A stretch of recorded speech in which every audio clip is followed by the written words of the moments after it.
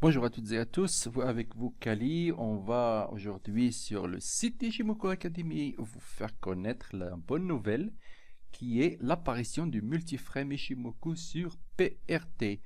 Donc comment faire pour mettre le multiframe Ishimoku sur PRT? Il suffit d'aller dans choisir un indicateur, de mettre le premier indicateur ici, de le choisir là, bon vous pouvez le chercher ici, écrire Ishimoku et vous allez le voir là, vous cliquez et puis ça apparaît et puis vous cliquez ici dans ajouter l'indicateur, vous obtenez le premier Ishimoku. Maintenant je suis en 1 heure et je veux mettre l'Ishimoku en H4. Sachez que je peux pas mettre l'Ishimoku en 15 minutes et inférieur parce que c'est pas possible, mais je peux mettre le H4 par exemple.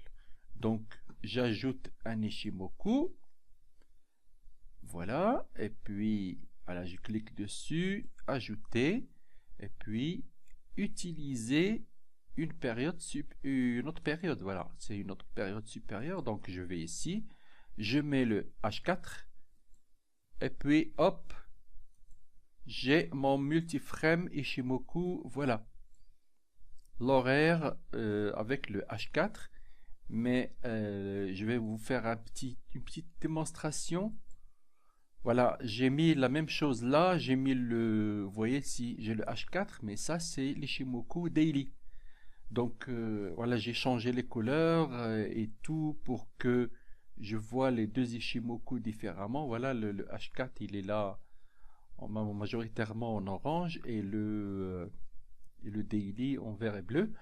Donc, quelle est l'utilité de cet instrument? Elle est vraiment très utile. Vous voyez ici j'ai le Kijun ou le Kizunsen Daily. Vous voyez? Donc je peux voir comment entrer dans le H4. Vous voyez ici j'ai dans le H4 une sortie du nuage, mais j'ai un obstacle en Daily qui a tout annulé, qui est le Kizunsen Daily. Vous voyez?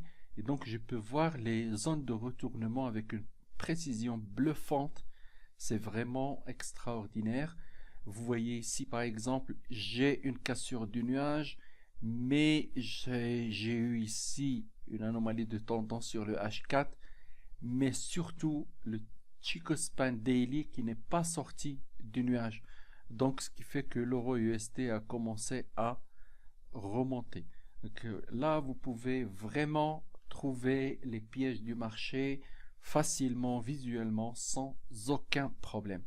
Bon, c'était une courte vidéo pour vous montrer comment mettre l'Ishimoku Multiframe sur PRT et comment un peu voilà